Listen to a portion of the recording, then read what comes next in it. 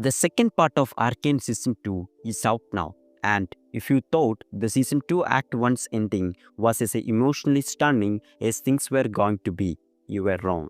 I suspect that as you come to terms with the soul-crushing events that occurred in the popular Netflix show's latest episodes. Welcome back everyone, this will be my Arcane Season 2 Act 2 breakdown video. If you are new to the channel, be sure to subscribe to get all the videos. Let's get into the video. After a paranoid Jayce, more on what's wrong with him later, escapes the anomaly which apparently trapped him in an unknown dimension in episode 3, aka finally got the name right. He heads to Victor's utopian camp on the outskirts of Zaun. Infiltrating said base, he almost kills one of its child inhabitants due to the impact of the anomaly on his physical state. Again, more on this soon. Jayce managed to pull himself together before he gives the kid the same treatment he gave Salo in the final scene of episode 5, titled Blisters and Bedrock.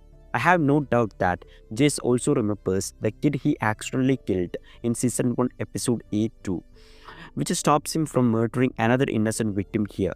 Despite almost being gunned down, the kid takes pity on Jayce and takes him to meet the so-called Herald. Once there, Jayce powers up the gemstone beam alt ability of his wrapped hextech hammer and aiming it towards the meditating Victor, blasts him in the chest and seemingly kills him.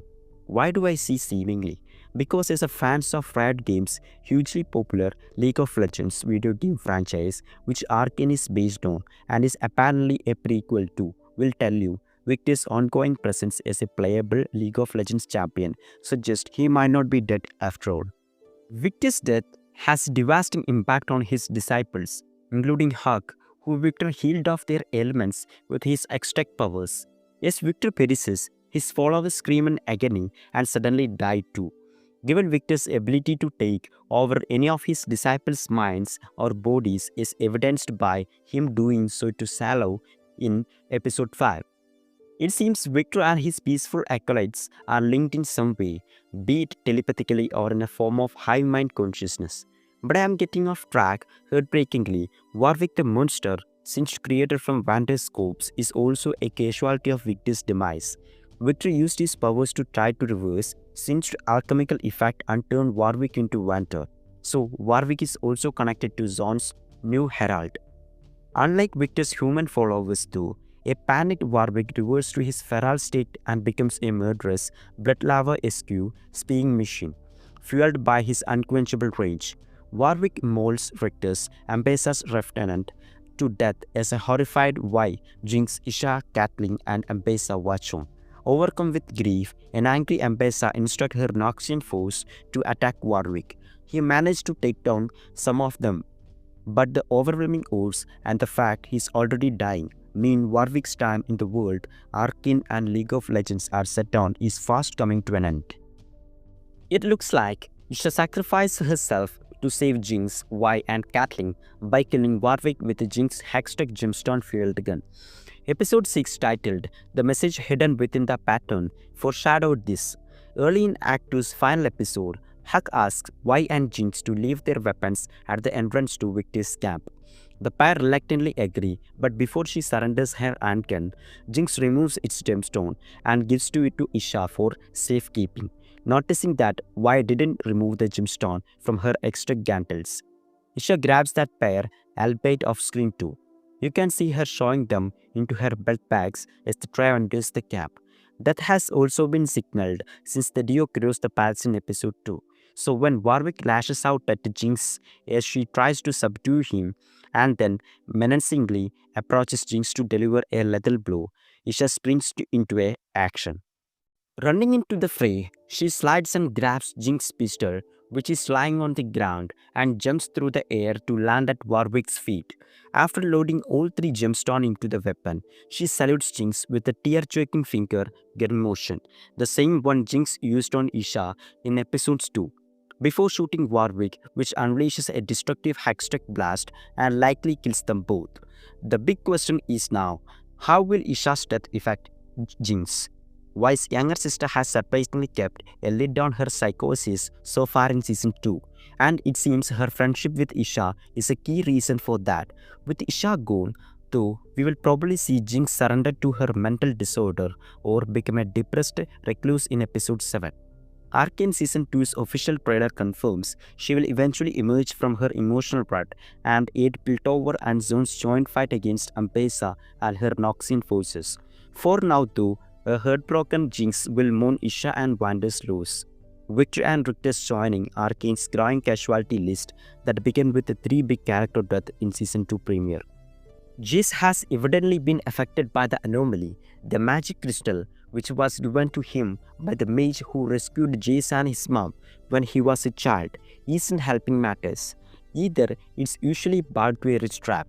Jayce wears, but after escaping the anomaly, it's now embedded in his wrist, which won't be good for anyone's physical, emotional, or mental well-being. There are a couple of hints in episode 6 as to why Jayce is on a mission to destroy Hextech and anyone associated with it. The first of those is what at the start of the 6th episode, Victor calls a sophisticated conjuration. According to Victor, this is a singularity that simultaneously self-replicates and self-annihilates itself. In layman's terms then, whatever the anomaly and or the titular Arcane has done to Jayce, he continuously being ripped apart and put back together by it. Remember, at the end of the blisters and bedrock, Victor tells Jayce he can see that Jayce has been touched by the Arcane. That's not all. In episode 5's final scene between Jayce and Sallow and the 6th episode sequence before Jayce almost bludgeons one of Victor's child followers to death, he sees corrupted version of Sallow and Sepkit. Clearly, this semi-hollow disfigured version of Sallow and the child disciple are an evil in Jayce's unstable state. Hence his desire to eradicate Hextech and anything it's touched from existence. Is he being forced to do by the anomaly, the Arcane, the crystal struck in his fora, or a combination of these 3? We will find out soon. How will Ambessa react to Rictus' death and episode 6 wider events? Not well, I suspect. Her second-in-command is dead. Kathleen, who Ambessa was priming to be Piltover's new commander-in-chief, has also betrayed her and reallied herself with Y and Jinx. Since plan to recapture Warwick failed. Oh, and a mentally distorted Jayce not only suddenly reappeared on the scene, but was also responsible for everything that happened in episode 6's last 10 minutes after murdering Victor. Ambessa's been looking to assume totalitarian control of Piltovers since her first appearance in Season 1 Episode 7 through manipulating numerous high-ranking Piltovans.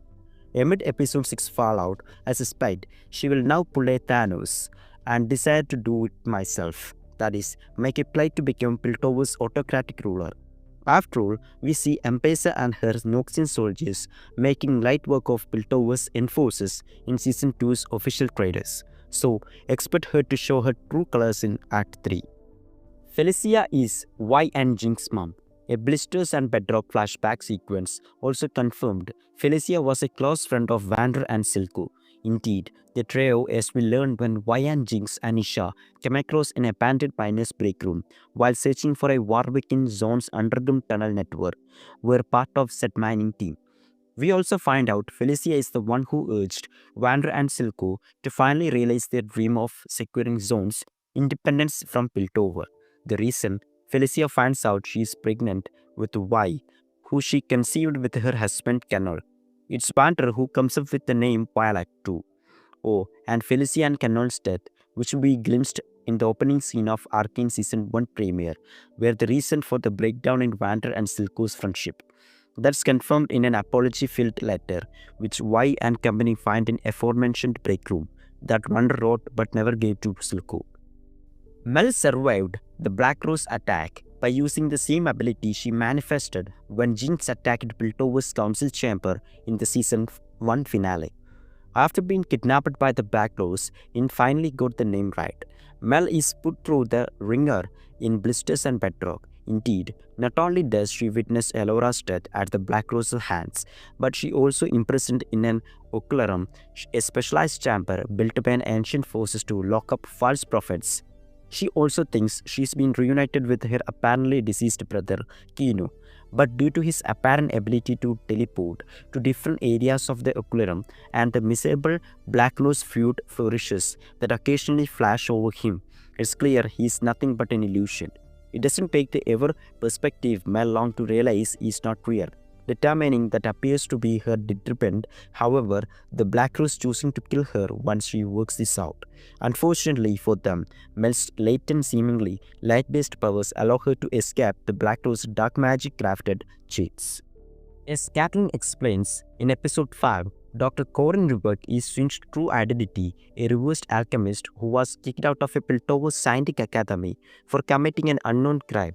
Rivak is also responsible for creating Shimmer, the addictive substance that flooded Zaun Street in the wake of Vanda's death in Season 1.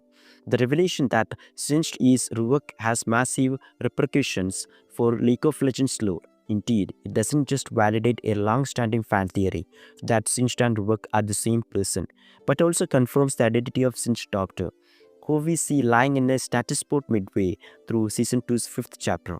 Historically, Rivak had a child named Oriana, who for a reasons unknown, develops a terminal lung condition. However, Rivak managed to keep her alive by suspending her in the previously mentioned pool while he devises a way to cure her.